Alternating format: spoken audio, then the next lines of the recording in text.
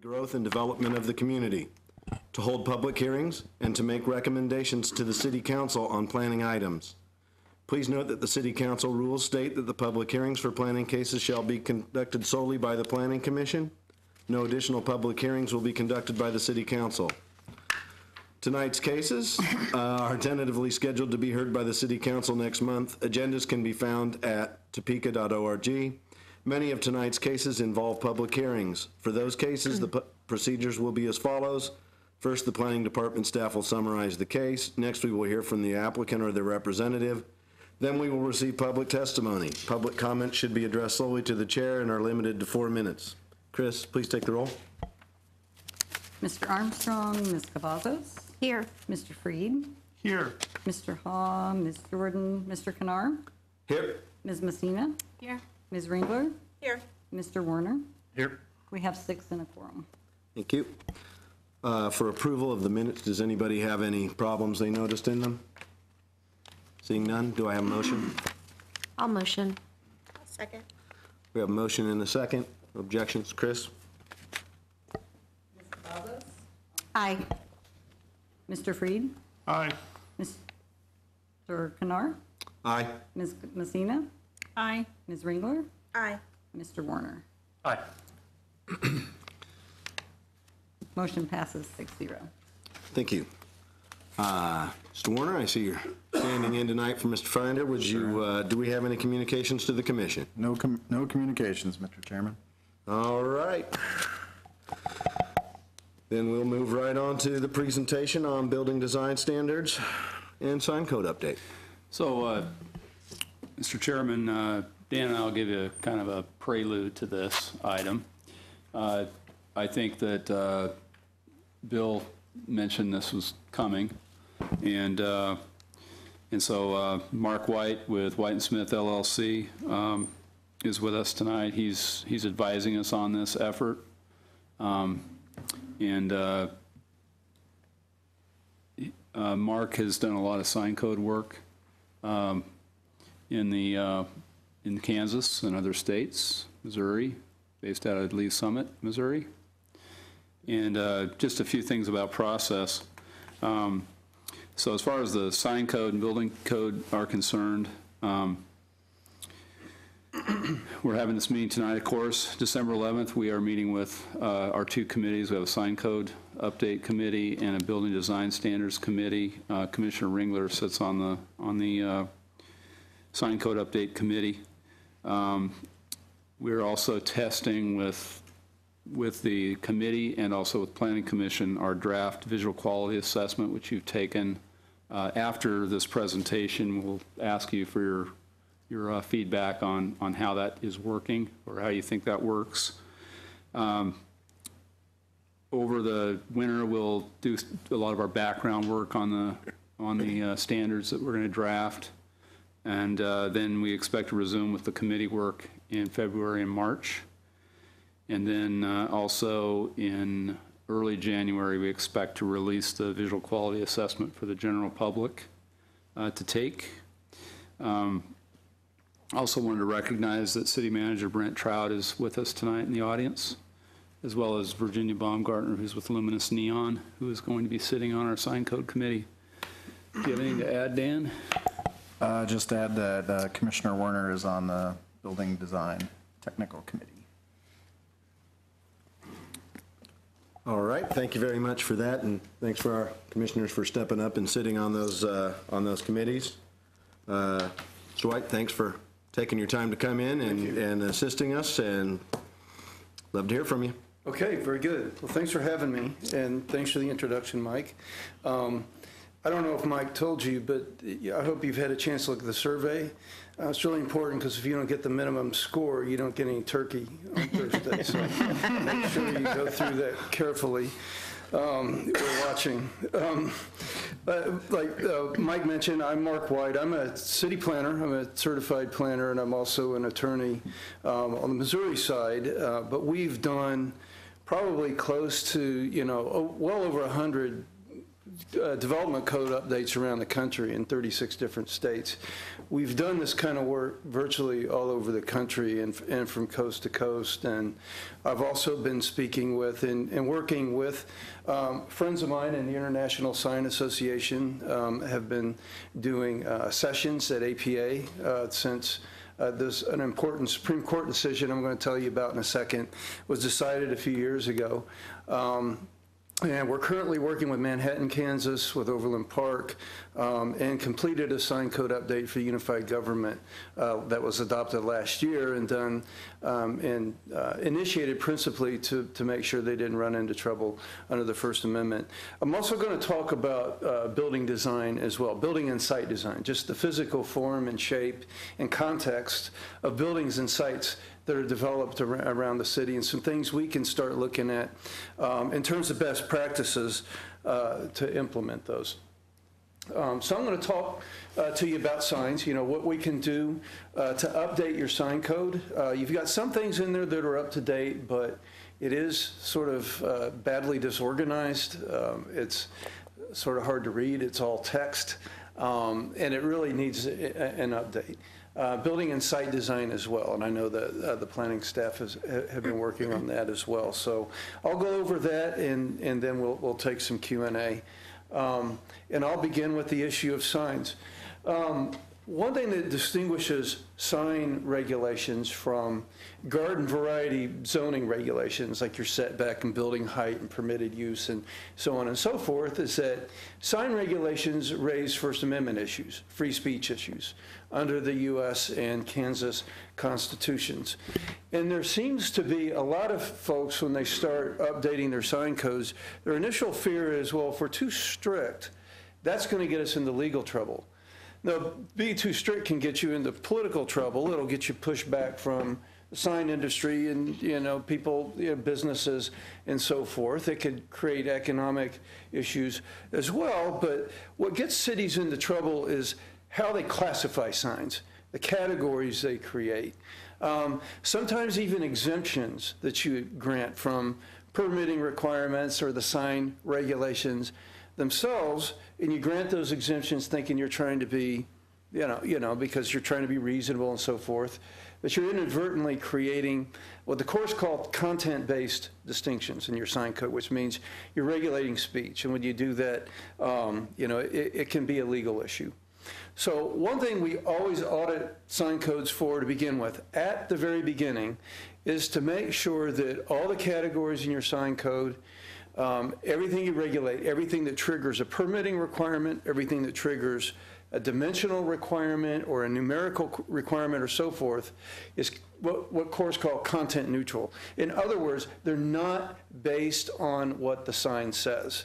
And, the image up there is an example. Classifying something that advertises gasoline prices, calling that a gas station sign, is really regulating a form or a subject of speech. But the very same sign that has a different message you would classify as a pull sign. They should all be classified as pull signs regardless of whether they're advertising gas prices or telling you what business is on the side or so forth. And that's what courts mean by content neutrality. This comes from, there's actually a long line of cases that deal with this whole topic. But there's a U.S. Supreme Court decision in 2015, several years ago, June of 2015, where the majority opinion on the Supreme Court said that if you regulate content, it triggers what courts call strict scrutiny. In other words, it means that your regulations are presumed unconstitutional, and every time your city attorney opens his or her mouth in court, the judge is going to be rolling his or her eyes, right? You have to overcome a very high standard to regulate content, and it. One city attorney I spoke with a few years ago in Maine likened it to a gut wound in the Civil War. You could survive it conceivably, but it almost always killed you, right? Strict scrutiny does the same thing. So it's a good practice to avoid, wherever possible, anything in your sign regulations that regulate speech, especially non-commercial speech. Now, the Supreme Court decision, the Reed versus Town of Gilbert, that's what the name of the decision, it came out of the town of Gilbert, Arizona, a suburb of Phoenix. the Supreme Court decision, both the majority opinion and a concurring opinion, did something that courts don't usually do in court cases and in court opinions, which is they mentioned a number of things that seem to be safe harbors, things we can regulate. The majority opinion, for example, mentioned that nothing in that opinion affects your ability as a city to regulate the size of signs, the kind of materials that can be applied to signs, lighting, moving parts, whether signs are portable or not, whether signs are allowed on public property or not, the public right-of-way.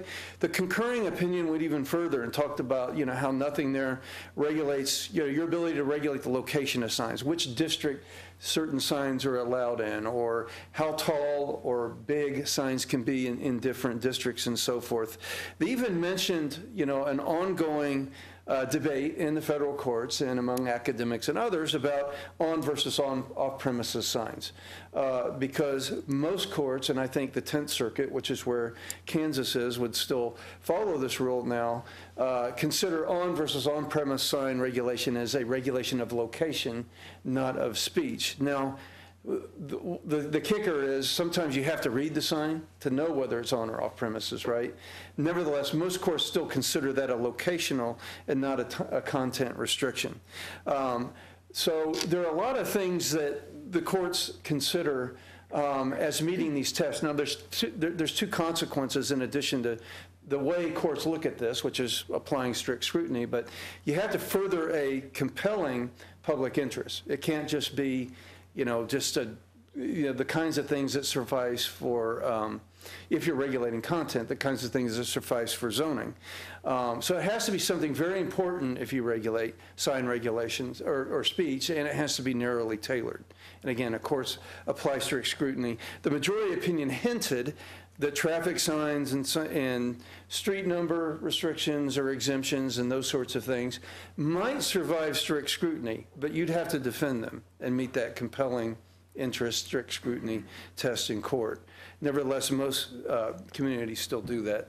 So the things we want to look at in the sign code and the categories we want to create and the structure for regulation really needs to flow from the physical characteristics of signs. One is, whether the signs are freestanding or not, and the types of freestanding signs, whether they're pole signs or pylon or monument, or in Lee Summit, we have a category called pillar signs, which is tall, narrow signs, which allow the message to be more visible, but maybe not as not as cluttery, maybe as a large a pole sign.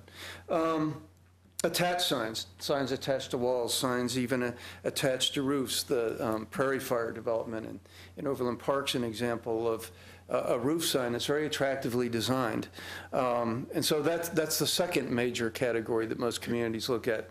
The third one's kind of tricky because the case that came out of Gilbert, Arizona, happened to deal with a temporary sign category, and that happened to be a category created for signs that advertise temporary events, like a church that meets at a school on Sundays. That happened to be the plaintiff in that case, and they created a special category for it, and the consequence of being considered a temporary sign advertising or directing people to a temporary event meant that you could only have the sign up for so many hours. You could only have so many of the signs, whereas political signs could be up longer.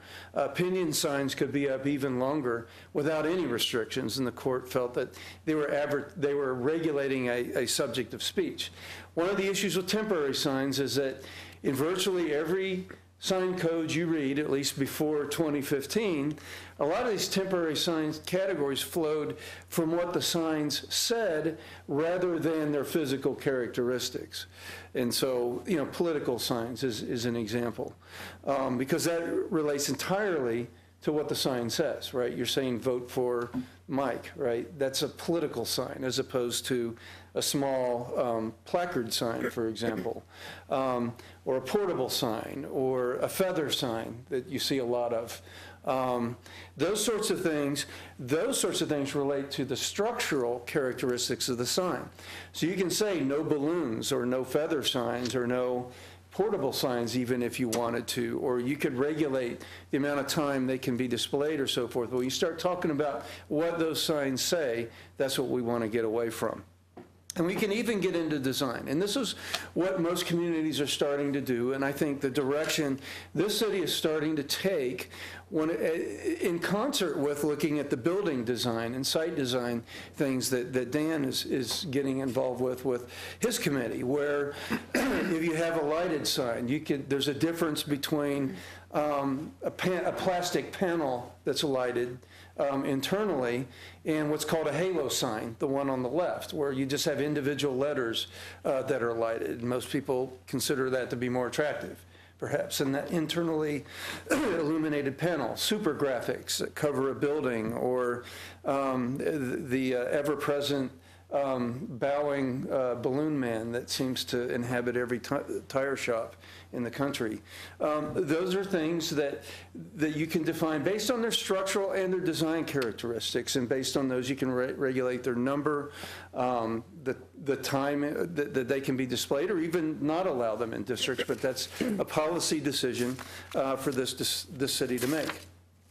And again, these are the things you want to avoid. Functional categories, which talk about what the sign says rather than what physical characteristics the sign has, like directional and real estate and election and time and temperature. We see all of that, and we need to start looking at how we go about accommodating signs like that and avoiding the clutter, the aesthetic impacts, the economic impacts, and other things that can happen from signs like that without regulating speech inadvertently. And we typically look at allocation-based systems that I'll talk about in a second.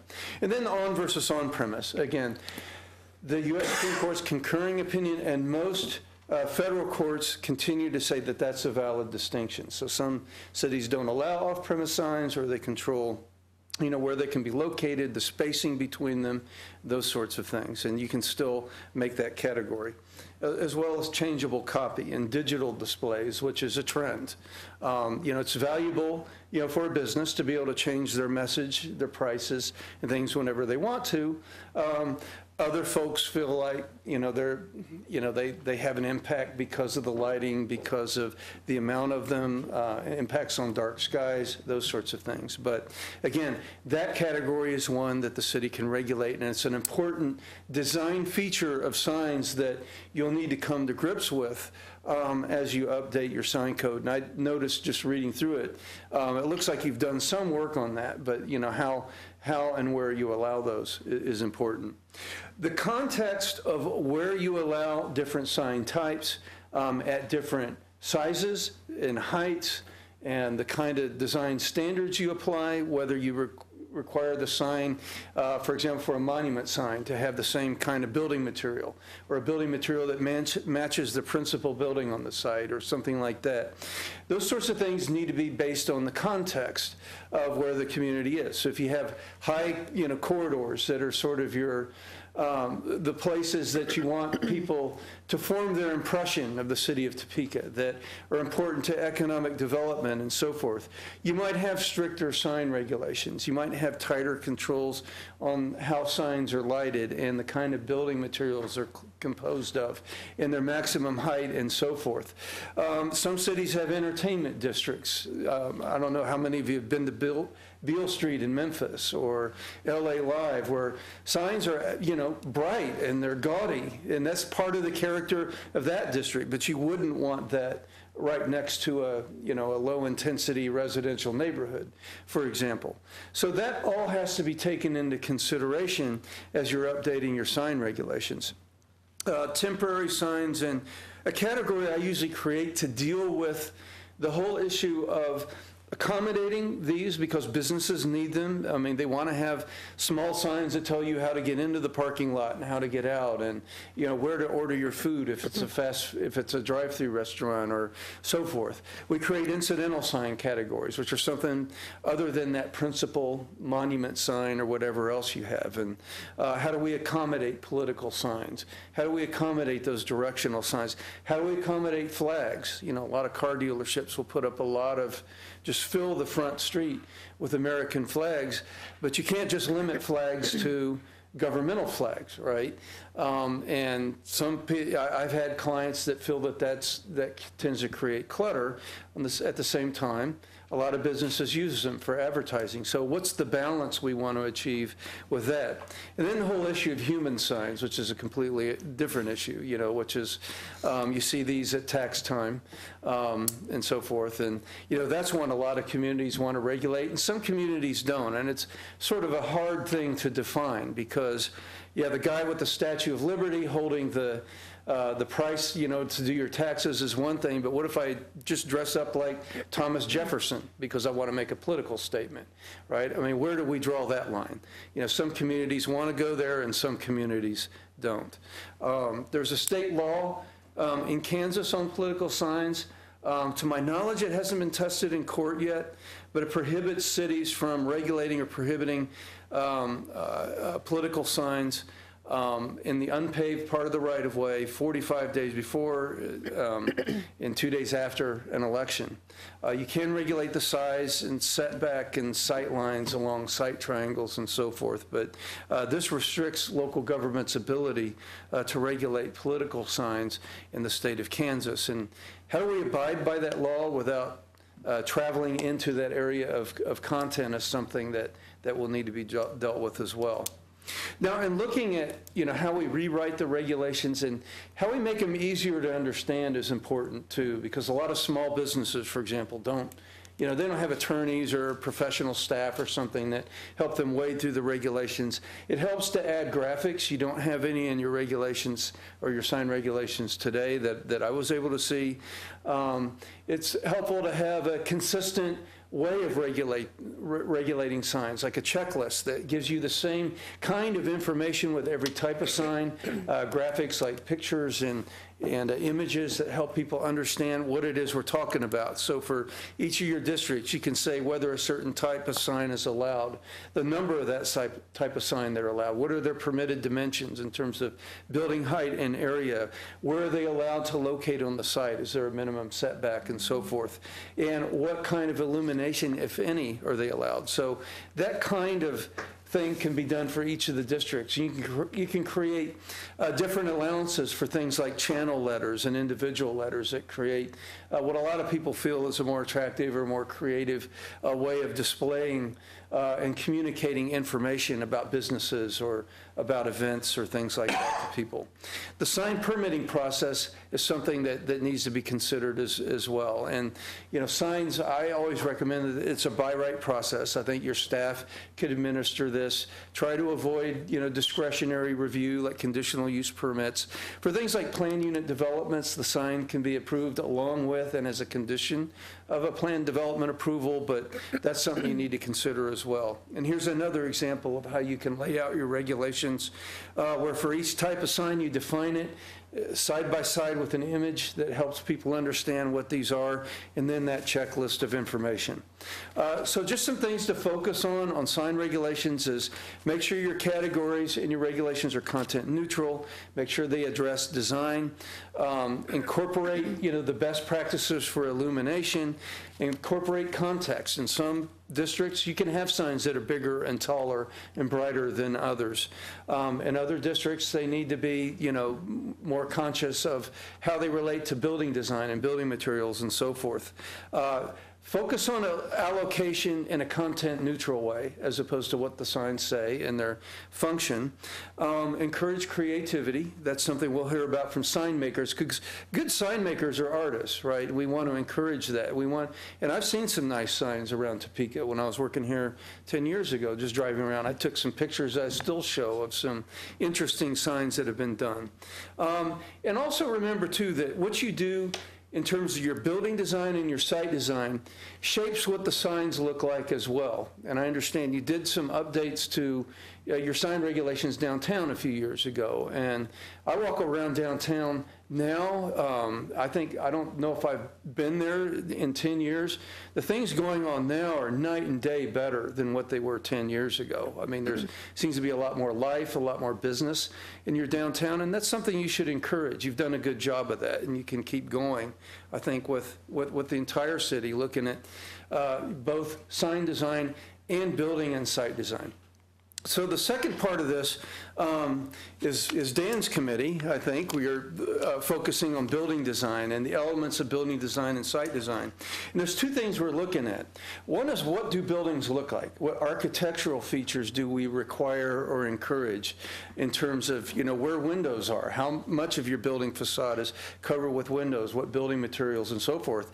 And the second thing, which is equally important, is how do we lay out the site? Where do buildings go on the site, and how do they relate to the street in your traffic circulation system and so forth? You can see from that image, there's some communities, even with big box developments, have created ways to, provide for pedestrian circulation throughout the site and better use of landscaping and that sort of thing to make sites like that more attractive and higher quality, because that sends a signal to people investing in a community. On the one hand, building design standards, site design standards are going to affect the cost of development. They're going to affect other, people. It's like taxes. Nobody wants to pay taxes. We all know there, some level of taxes is a necessary evil, right? But building design, too, affects the quality of development and can have a positive effect on economic development. When I worked with Olathe a few years ago, they noted that in areas where they cracked down on building design and said, we're going to demand a minimum level of quality, those are the area where they're getting high-quality investment. Because if you're going to invest millions of dollars, for example, in a new office park, you want to know what's going to happen on either side of you, because that's going to affect whether people want to work at your place of business, are going to affect investment along that corridor. So they can have a positive impact as well on development, and so encouraging a sense of enclosure, for example, in new sites, and encouraging shopping centers to start redeveloping in a way that meets modern trends in terms of walkability and that sort of thing, and what, the millennial generation is looking for. It's different, than people I grew up with.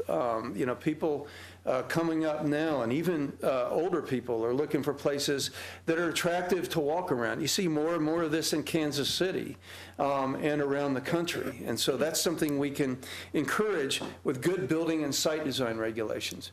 And so why do we want these? Well, one is these, as Churchill said, we shape our buildings and then they shape us, right? I mean, this image here is one from a downtown I took about 10 years ago, where one side had all the openings and all the windows and all the nice architecture. The other side was a blank wall. Every single person, every single person wants to be on the right side of this image, right? So this thing affects, building design affects how people travel. It affects the economics of a corridor or a place or a district. It affects the quality of life. It's extremely important to consider. And it can apply in a lot of different contexts, right? I mean, instead of saying, I work with a lot of communities, they'll say, no drive-throughs. We want drive-throughs here. Or we don't want gas stations. We don't want gas pumps. We don't want convenience stores. So instead of saying no, how about saying, we'll allow these, but we want to affect what they look like. So even national chains are starting to build in a way, like in the image on the left, it's a lot more attractive than what you saw 20, 30 years ago. The facades are modulated. They have awnings and covers and focal points at the end of them. Residential areas, offices, and the image on the right is from Kansas City, the Zona Rosa development that not only has nice architecture, it also has civic space as part of it. And it's always crowded because people want to be there. The old Grayfield way of building, the old shopping mall layout with the sea of parking in the front and no landscaping and a giant box in the back is becoming obsolete. You see a lot, like on the image on the left, you see a lot of these facing abandonment. They're not as valuable as they used to be.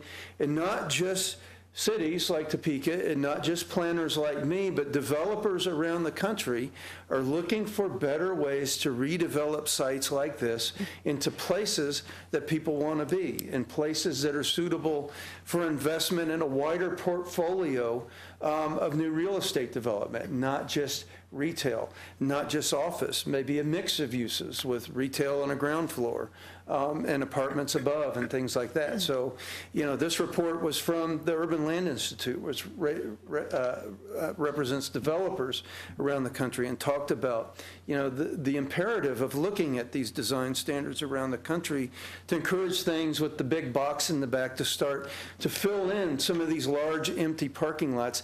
Even, 2 days before Thanksgiving, I'm driving around and they're half empty, and that's wasted space. Is there something better we can do with that space that's already there to create, a more livable environment for Topeka?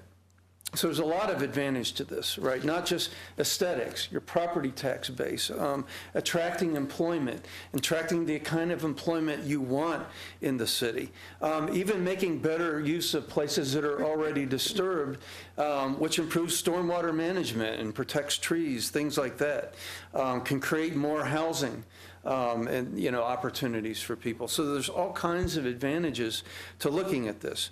Now, how do we go about regulating building design? Well, there's two different ways to look at it. And we can start on the left and fill the zoning code with all kinds of new standards that are mandatory, right? And one of the advantages of that is, everybody has to live with it, right? I mean, if we say your building materials in this zoning district have to be brick or one of, a number of building materials that we've prescribed in a list, people have to use those materials. It's not an option, right? So that's an advantage. We know when we look at the standards what is going to come out of this black box known as our zoning regulations. One of the disadvantages, though, is you'll get a lot of pushback. I mean, nobody likes regulations, at least of themselves, right? We're all fine with regulating other people, but no, nobody usually likes to live with regulations. You're going to get pushback. If you're not careful and you don't work with the development community, I mean, it can have impacts on the building costs. Sometimes they can be too strict. And so that's one way of looking at it, and a lot of communities do this. Another way of looking at it is having optional guidelines, okay? Optional guidelines are fine, right? Everybody likes advice, well, not everybody likes advice, but people like to be guided but not told what to do, right? So they're usually acceptable. You're not going to get pushback from anyone by having guidelines. The disadvantage is they can be disregarded. I mean, think about, how nice it would be on April 15th every year if the federal government said, we're not going to tell you what you have to pay in taxes. You can pay whenever you want, right? Yeah, the amount of taxes being collected would go way down, right, if it was optional. Is there a happy medium here that we can look at that doesn't, go too far in terms of regulations and go too far in terms of being permissive and not, getting anything from the work we're doing to try to improve the quality of development for people who live and work in the city of Topeka? Well, there are things like point systems and lists, for example. You can say, we're not going to make you put brick on your facade, but if you do, you get a certain amount of points, and everybody has to get a point score, and you can figure out which of these different design elements you're going to use, and lists work the same way. You got to do 2 out of 3 or 3 out of 4 or 5 out of 10 or whatever in terms of building modules or having a certain percentage of your windows at the street level and so forth. So we can look at that and, just say you have to do some of these but not all of them.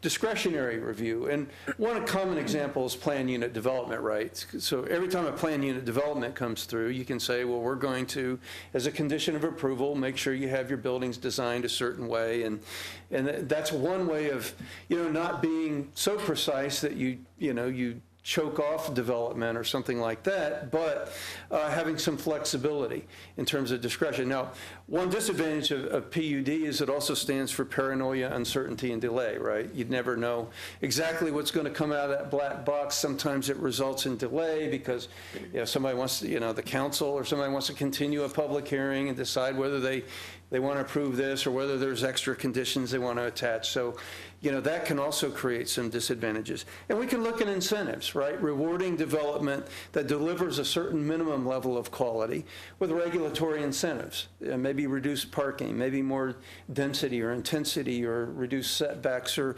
whatever it is, maybe even more signs on their property. Those are some things we can look at that would encourage but not require certain types of design elements. And Dan, you want to talk a little bit about what you're doing on this? Yeah. right. Real quick, so staff has spent the last year and a half or so testing design standards. We've drafted something that's based somewhat on what Mark had provided the city back a while back for our Unified Development Code that we didn't go forward with, but we pulled something out of there, and we've been testing it based on the development that's come in. So there's kind of three major design components. It's architectural details, building materials, and windows and doors. And then three building types, so A, B, and C. So the required building type is determined by zoning district, and then A being the highest standard, and B being the next, and C being the lowest. Go ahead and. Okay.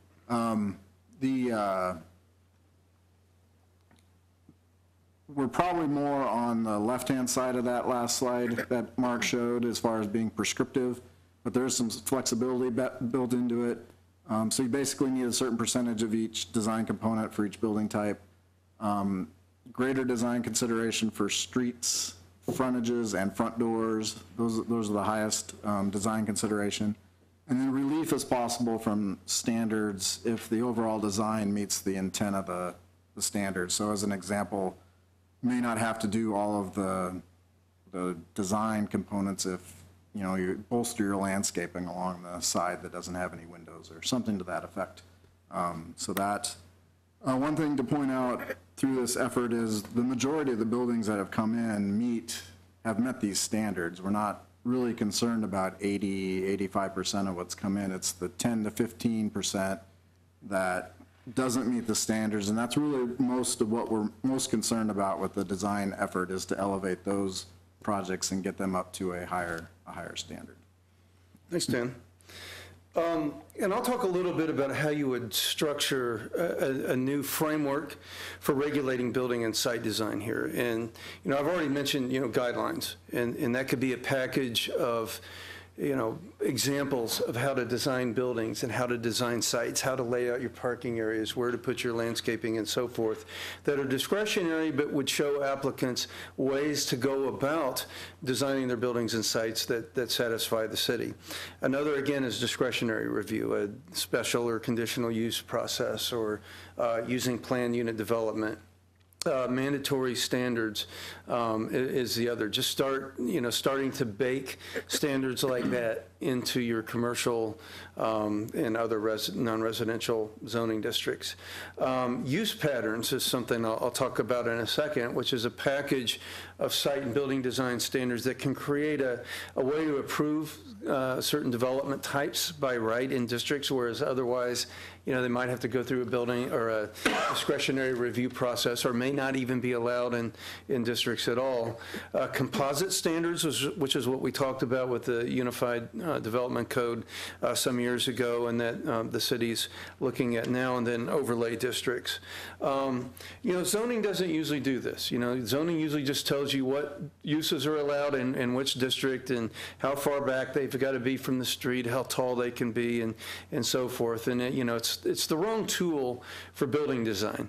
It's designed to keep incompatible uses together, but that's sort of an old-fashioned way of looking at the world now, at least in terms of most cities that have gone through the process of updating their development codes in a way that encourages 21st century development types.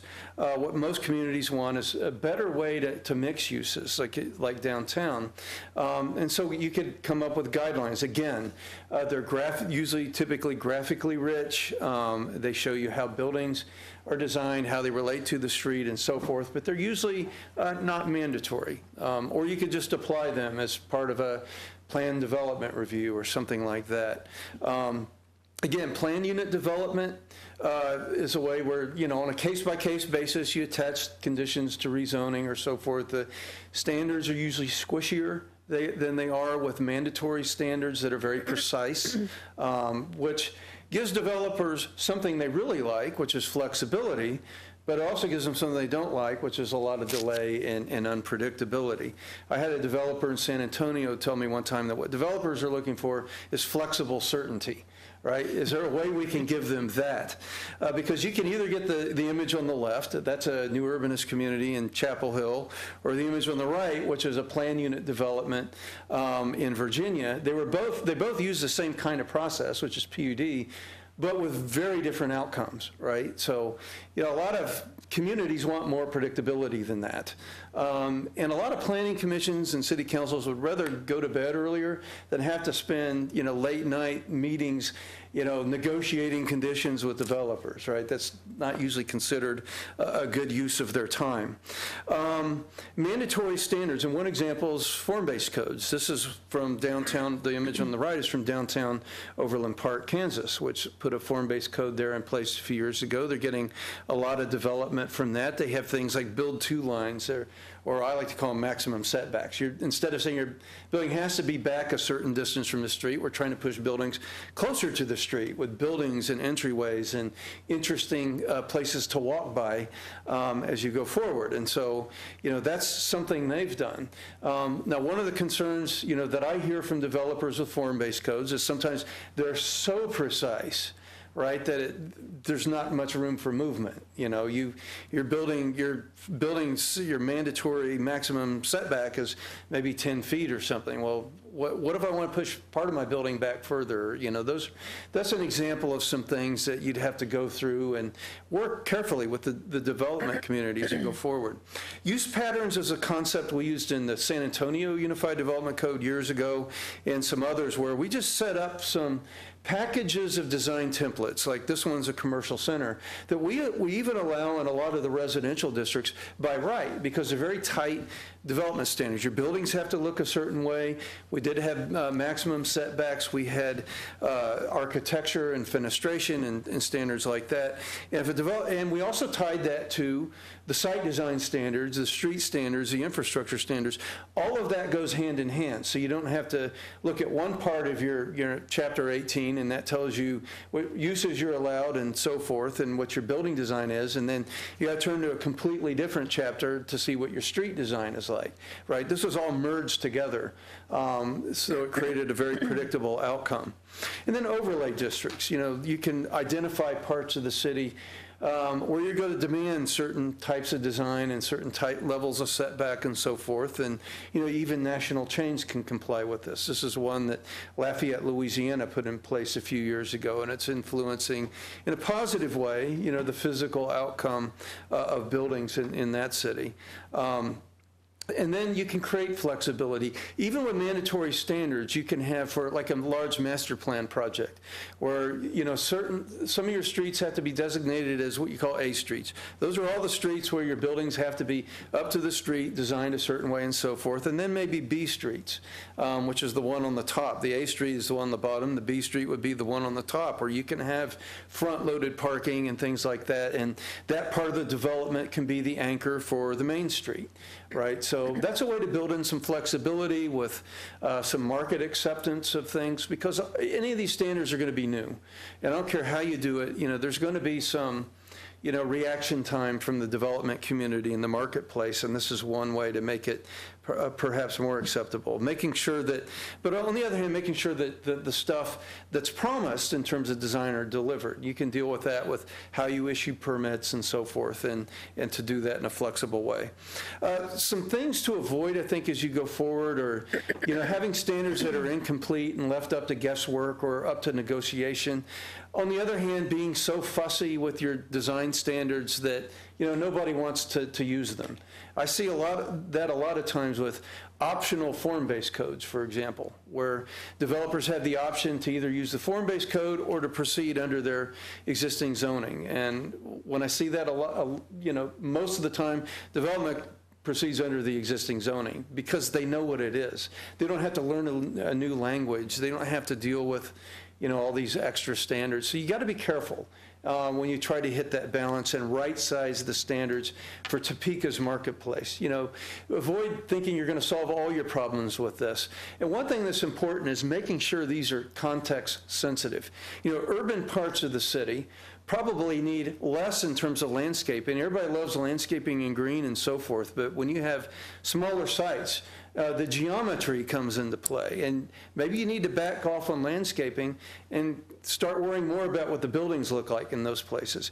In more suburban parts of the city where people are used to driving all the time, maybe that's where you worry more about landscaping and less about building design, right? So you need to make sure this works for different parts of the city. You know, downtown doesn't need the same thing as your inner ring areas and neighborhoods around downtown, which don't need the same thing as your suburban areas, right? You know, make sure you address urban form and make sure the procedures are easy as possible for developers to use. Make sure the process works. Make sure you define things as clearly as you possibly can so that everybody knows what the rules of the game are. Make sure these standards are specific to Topeka and not just borrowed from someplace else, and make sure they're integrated with other parts of the code. You know, make sure your zoning regulations work with the street design standards, for example. It doesn't make a lot of sense to have really great building design and then a really bad street, or a really great street and then, you know, bad buildings that surround it, right? The two need to work in concert with each other. Make sure these flow from your planning policies, your long-term planning policies, and make some, you know, establish some legislative findings. I mean, I've been working with a client where they were concerned about the economics of some of the new regulations we're putting in place, and we consolidated a list of communities around the country that are performing well. And virtually everyone in the top 10 list has design standards like we were looking at putting into place. They don't have to kill development, but they should be right-sized for the marketplace. Make sure you establish by-right options as much as possible. If you define things clearly, you can assign to staff the ability to administer these regulations and not have to tie up time with the Planning Commission and the council and start to delay new development proposals. So make sure you ask for what you want in your regulations and that you're realistic about it. And I think the city's done a great thing here by establishing, you know, broadly inclusive committees, both for your sign regulations and your building design regulations.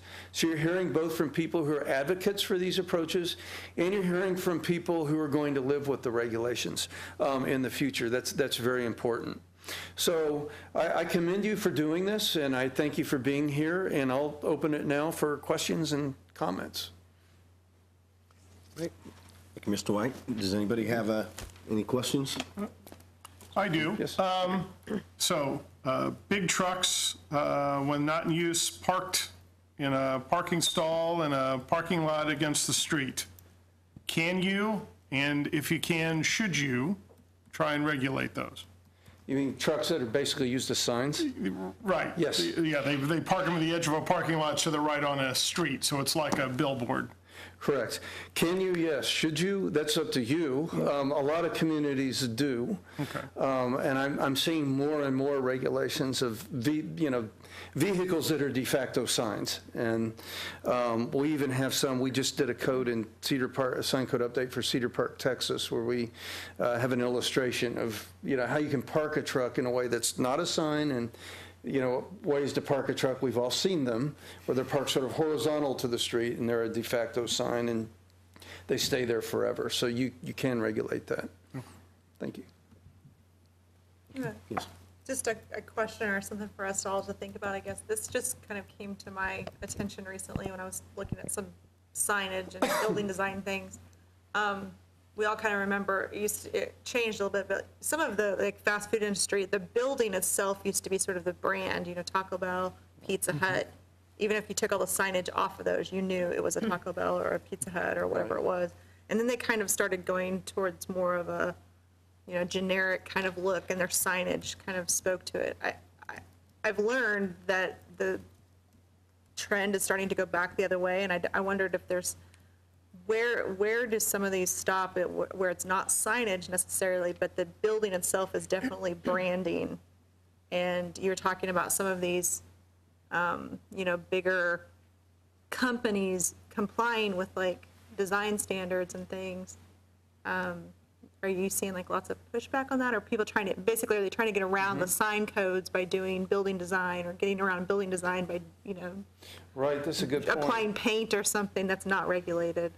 That's where I think what Dan is doing with his committee is so important, is, making sure that you have design standards that are what the city wants. And they're always going to do something.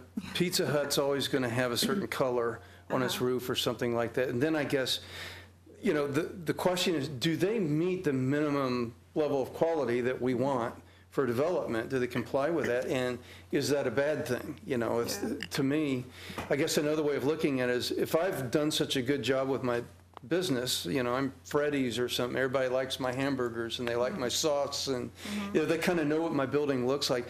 Is that a bad thing? And sometimes it depends, I think. I mean, it depends on whether that building design, meets our tests in Topeka for how we orient our buildings on the site, how we treat our facades, whether we have windows and entryways, in the right places and so forth. And if they meet that, and they can still, make it sort of an announcement, that we're here, that's fine, And I hear a lot, and I do hear around, a lot of my clients around the country react to, the entire building as a sign, right?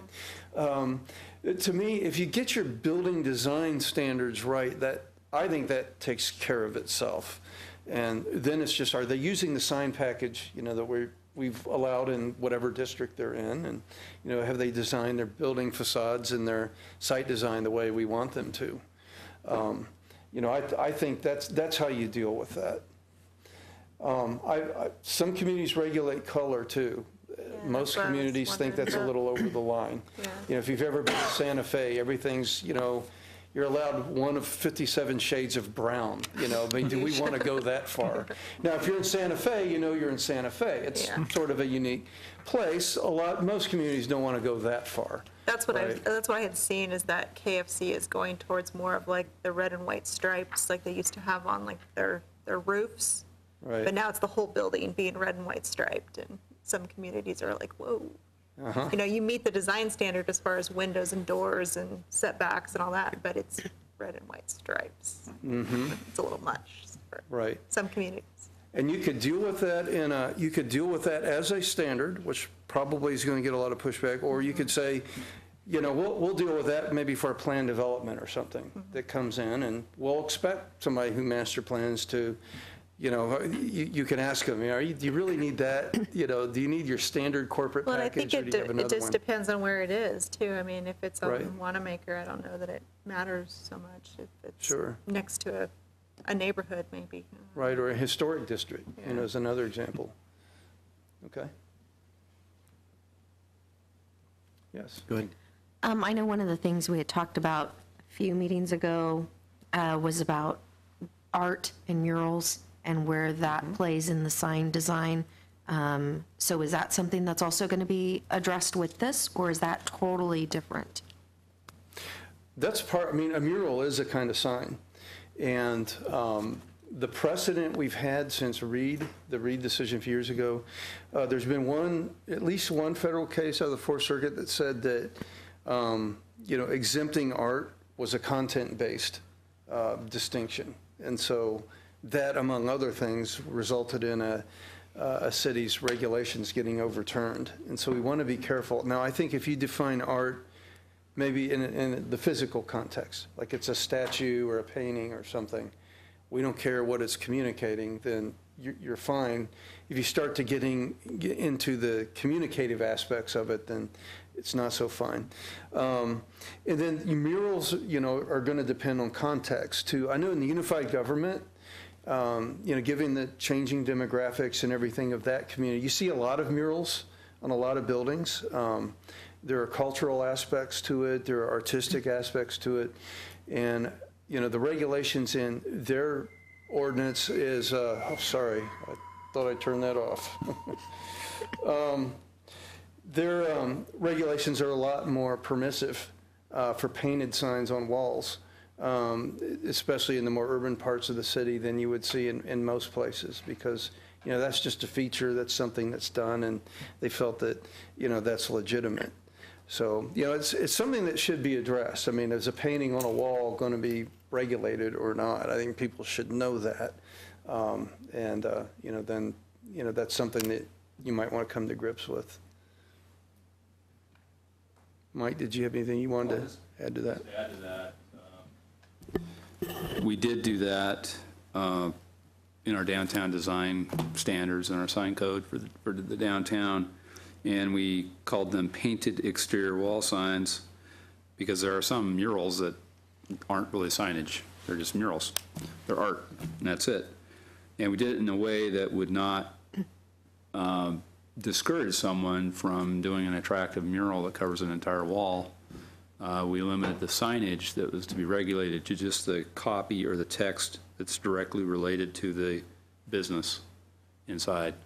So there's a way to do it. I think that they're going to be less common outside of a downtown or outside of an older area, but I'm sure you could take this same idea and apply it to other zoning districts. Sure. And, you know, one thing to consider too is, you know, we're working with LA, for example. If you walk downtown in LA, you'll see some beautiful murals that were put up not just because an artist wanted to communicate something, they were put up entirely for commercial purposes.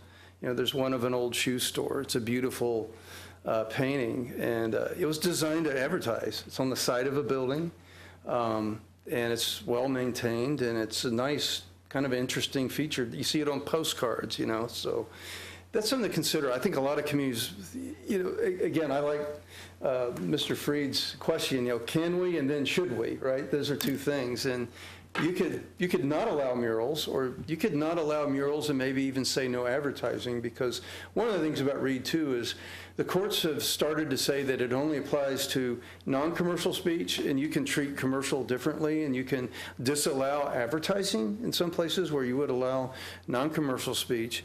But then you got to ask yourself, is that a good idea? Is it a bad thing to have a nice painting that with maybe you know, somebody's business name attached to it? You know, sometimes in 100 years, that's something people go, oh, that's kind of reminds us of the way Topeka was back in 2017 when everybody was happy.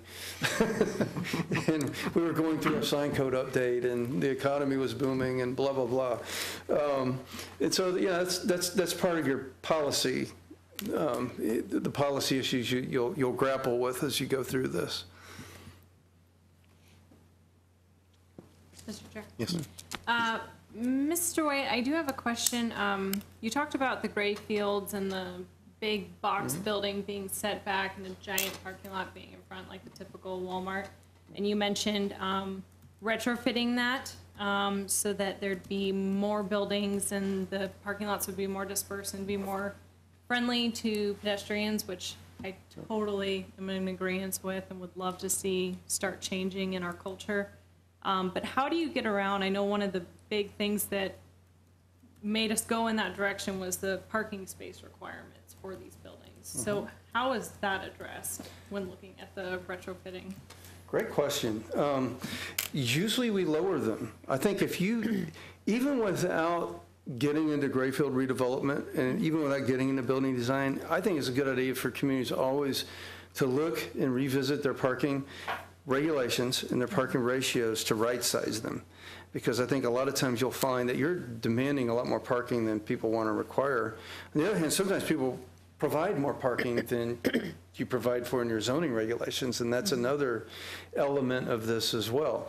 Some communities, and you may or may not want to go this direction, have maximum parking requirements. And they've said, look, we're tired of seeing a parking field everywhere we look that goes on forever and ever, and it's never filled with cars. Just a waste of, waste of resources. It's hot in the summertime.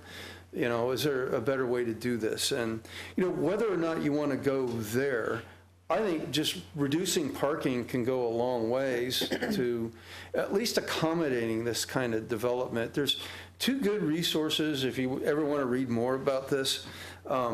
And both of these gentlemen are on the zoning update committee in Los Angeles. One is a guy named Donald Shoup, who's written a book called The High Cost of Free Parking, that's been really influential among planners around the country. And he gets into, the problems with excessive parking ratios that they cause. And there's another guy who's a planning professor named Rick Wilson, who's written a book on parking.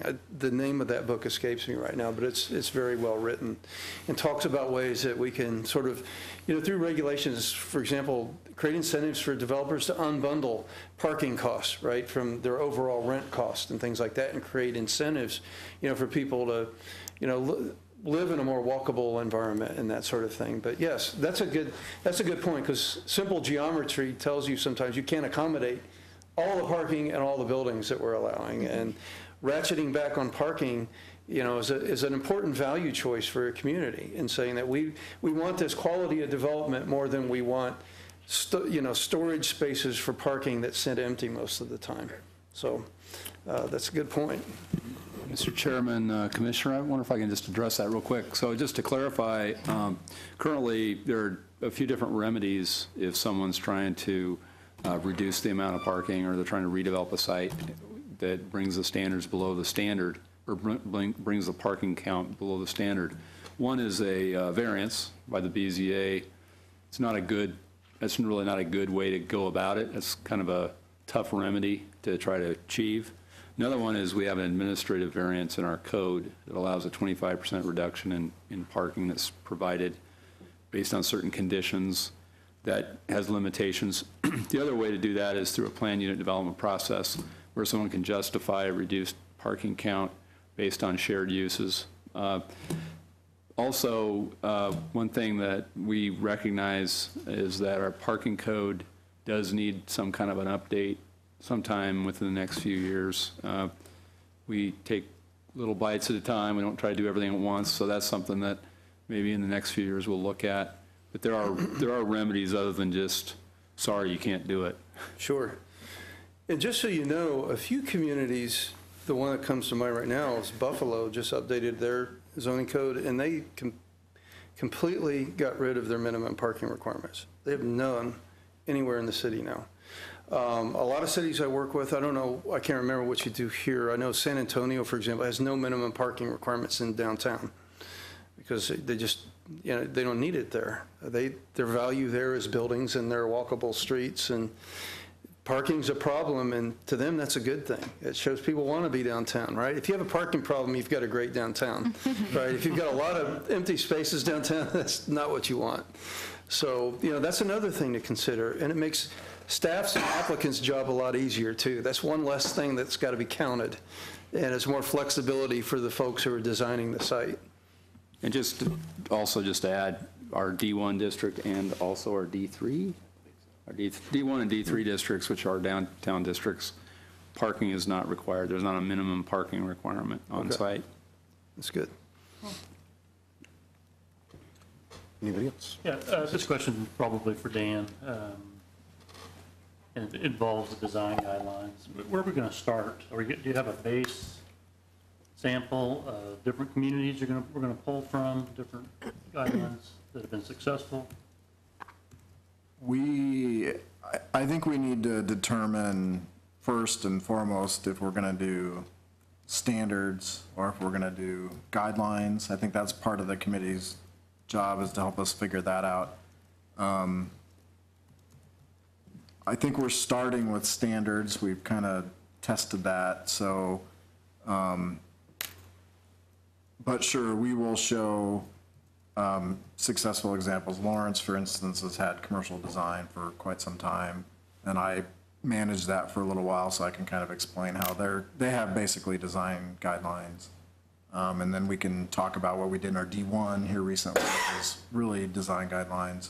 So yeah, we'll show some examples and try to figure out exactly which direction we want to go, and then figure out who's got the best kind of ideas that we can borrow. Okay.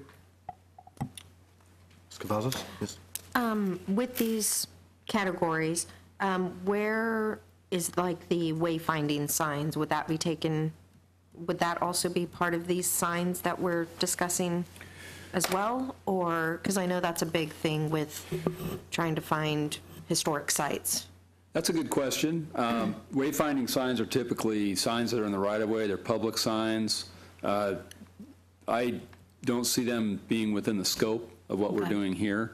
I'm not that familiar with the wayfinding sign project that we have started to work on, but I think it's outside the scope of what we're doing with the sign code rewrite. Right. And the city can decide what it wants to do with its own signs and what it wants to allow in the right-of-way. I think it has more Right, flexibility. yeah, there. those are right-of-way signs. Okay, thank you. Any further questions? Nope. Thank you very much. Thank you, great discussion. All right. What do we have further, Mr. Warner? Well, Or Mr. Hall, either or? We were going to see if you had any feedback on the survey that we asked you to take. Any comments, questions, concerns, thoughts? Go ahead, Ms. Cavazos. One of the questions I had, or comments, was going through the survey. It would have been nice to have seen, like, would you prefer A or B? Instead of, do you like this? And then the next page was this. And so then I had to go back and go, oh, what did I'm neutral on this, but I kind of like this a little bit better. So I think in some way putting a comparison might be nice. If I can add on to that, yeah, I was a bit confused on kind of what you were looking for and how the data you were pulling from it was going to be useful. Just because I felt like by the time I finished the survey, I'm like, you don't really know what I like about buildings or signs. And I think maybe if I liked your recommendation for having an A or B, which do you prefer, but maybe even showing us all the pictures and then just having us rate, I like this one the best and I like this one the least, and kind of put them, just rating them that way so you can see all that you're looking for. I also noticed there was some things like you had a couple Dollar General signs, or you had like a temporary sign that looked really nice. So I liked it. But does that mean that I like all temporary signs, or do I like them forever to be there? And then should there have been another temporary sign that didn't look good, that I would then say I don't like this temporary sign, so you know what kind of temporary sign I'm more attributed to? So I was just a little bit confused on what you were going to get out of this data from the pictures. Yeah, I think there was one picture that was a natural grocer, and it had a whole bunch of signs and a bunch of other buildings, and the next one was just a different natural grocer and just their sign. So I didn't know if going back, I was just supposed to have looked at that one store, or was I supposed to take in everything in the photo? Because in the picture right after, it just narrowed on that. So was that comparing what I was doing with that? So I just wasn't clear. Ms. Cavazos? One of the other pictures that I thought was interesting was the one with, there must have been like 3 or 4 banners on one building. And so I didn't know, I was like, do you want me to rate it because of all the banners on the building, or am I rating it, there was hardly any windows? So I appreciated those 2 questions afterwards that said, please pick 2 items of why why you like this structure or design. And I was like, I think it was because I liked the windows, but not necessarily the banners. So how do I answer that? So that was another tough one for me. I was thinking, like you were saying, if there was a comparison, like I think there was a couple of natural grocers, there was a couple of McDonald's. If there was a comparison like that, maybe the follow-up question is, why did you choose A over B? What did you like better about A, instead of B, or something like that, to give you guys more data? Because I agree that it seemed like by the end of it, you wouldn't have known exactly what I like about any of those, because I was just rating them off of what I had said on the previous one, like, oh, I like this one better than that one, but not as much as I like the next one or something. Well, that went with the gas signs too. Like, I liked the ones that were enclosed, but with one of the pictures, it showed it that there were so many signs. So in that instance, I would need a sign that was higher so that I could see what the price of the gas versus the one that was lower. But you wouldn't know why I was choosing that one compared to the other one. at least I would assume that you wouldn't know why I was choosing A over B. The thing I noticed about it was regardless of the type of sign involved, the number of signs involved, the setting in which the signs took place, and their maintenance, and not just signs, the building materials and whatnot, and was left thinking, you know, how much of that is design, how much of that is maintenance requirement, how much of that is not wanting to up standards so high to where people can't afford to maintain them, because no matter how good the material is, if it's not maintained properly, it looked poor. If there was landscaping there where you had bare dirt patches and branches or something down, everything looks bad. And so there's an integrated aspect to it that, you know, as we noted, particularly the natural grocers was what stood out to me. The line of signs looked horrible. Now we get down to just that. Okay, this on its own looked good, but as part of everything, not so much. But I definitely thought the maintenance aspect jumped out at me. And like I said, I don't know precisely where that fits in any of these standards, whether it's simply a matter of that's a totally separate issue, but we can still look at it from cost reality on what businesses or whatnot in Topeka can manage to afford. Okay. If I can add on to that, that was my first opinion going into it, with the first picture of Taco John's, wanting to assess how attractive that building is. And I'm like, well, if I put my hands up and I just look at just the building and not look any of the cars and the old pavement and the old paint job on the pavement and all that, I'm like, I like that building. If it was on a main street, I'd be like, they did a very nice job decorating that. But I couldn't look at the entire picture and say I like the building, because I didn't, because of the landscaping and the parking lot and how degraded it was. So I didn't know if I was overthinking it or if that's what you were looking for. Sure, yeah. It's interesting that you bring that up. We had two similar type of buildings in the building section. One that had not such a great realm, and another one that had a much better realm. And so we were trying to figure out which one of those you rated higher, actually. Okay.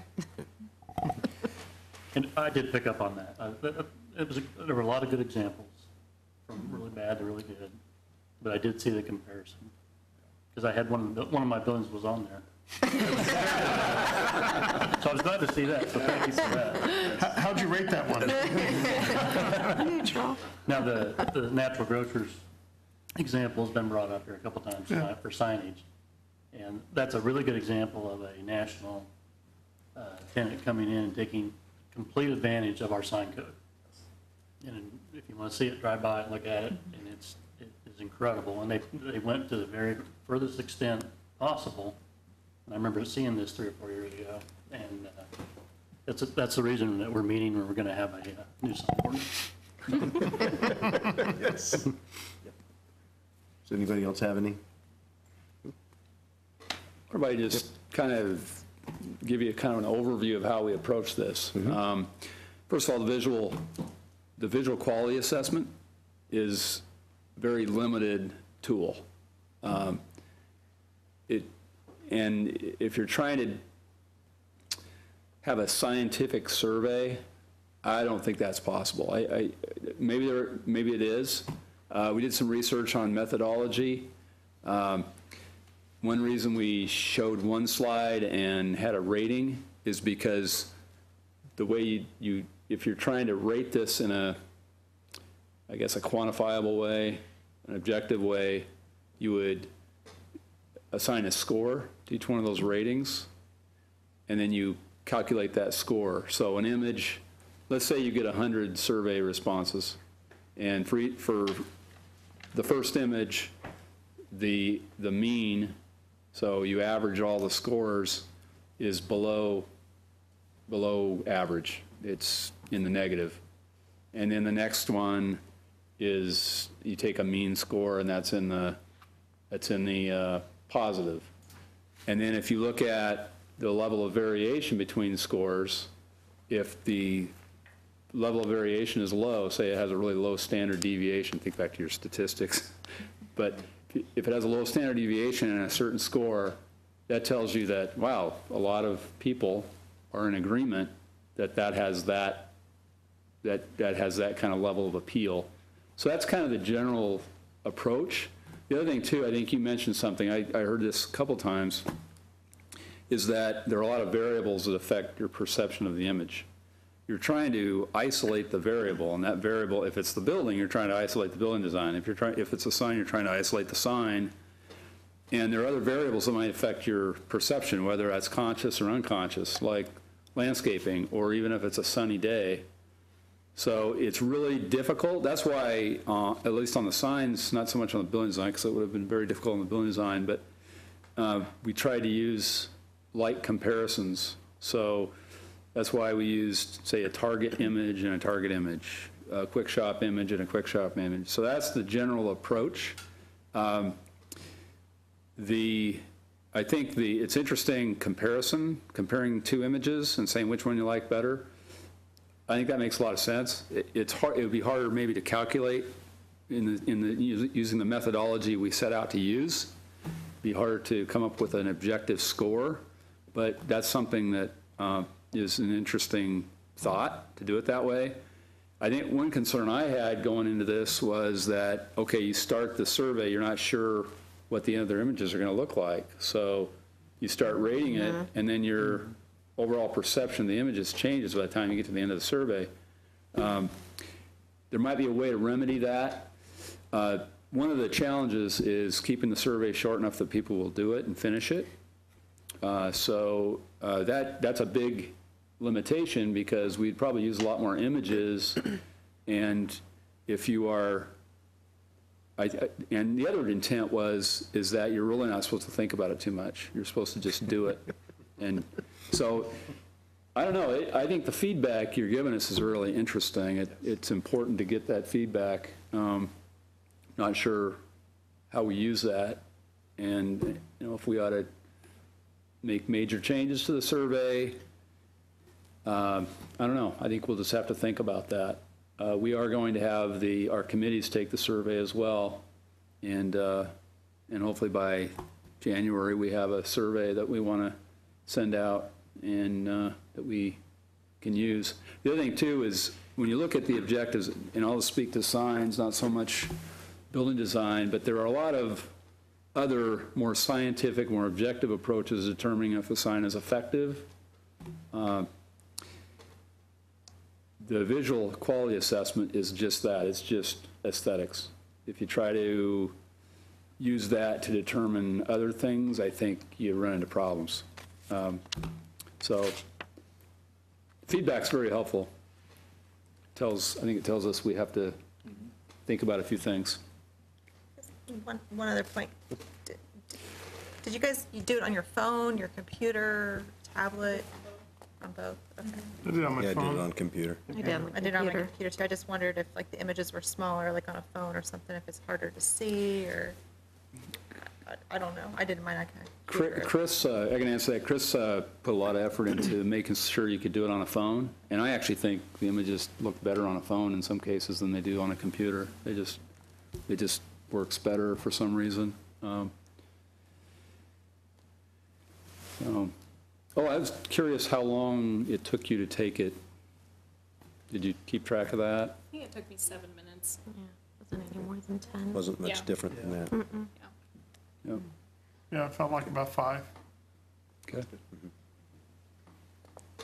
I think the instruction to not take longer than 10 seconds is extremely helpful, both in two things. One, making it something someone can take in a amount of time somebody's willing to do for free, and number two, not overthink it. It is really this is my reaction thing. So, I know a lot of people don't read the first part of surveys, but I thought it would have been more helpful, especially since it's an area of interest for me, because I went into the survey not really knowing what was, I mean, I know we're changing our signage code and our buildings and all that, but if there was just a little bit more information, just kind of explaining what you're gonna do with the data and how I guess it's gonna kind of help with your signage code, so that I go in knowing that you want to know how I feel about specific signs or how I rate buildings. So even though I'm looking at the visual aspect of it, I don't know, I guess maybe I feel more committed to it, or I want to think more about it as opposed to just clicking, oh, I like this, I don't like that. You might feel more invested in it with having more information up front. Also, you have one picture on there that's of like the arrow signage temporary that go in front of buildings with the wheels and all that. I just moved to Topeka a year and a half ago, and that was my favorite thing about Topeka, I have to say, when I first moved here, was how those signs were all over Topeka. And so I, of course, don't like the picture you chose, because I was like, oh, it's a little blurry, it's off to the side, you know, it's one of the older versions. So maybe if you were to update that picture and make it a little more appealing, I think you'd get some better results on that. That's a surprising response. It's just a Topekan thing to me, and I'm like, I love it. I hunt for them when I'm driving. I'm like, yes, another one. I was perfectly okay with the picture personally. Sure. So did you Anybody rate have that anything image? else? I loved it. Very appealing? That's because I love them when I see them, so.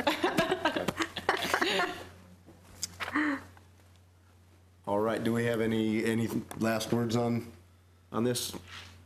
Mr. Warner, is there anything to tell us about our next meeting? You will have a meeting. There is one zoning, conditional use permit case, so there will be a December meeting. 18. 18th. All right. And that's it. Sorry about that. Anybody have anything further? And we are adjourned. Thank you. Thank you.